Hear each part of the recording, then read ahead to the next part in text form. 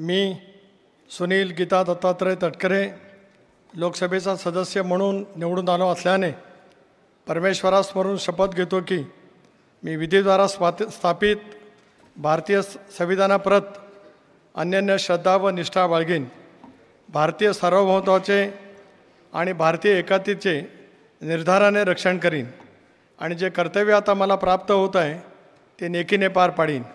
Jai Hind, Jai Maharashtra, Jai Shivray.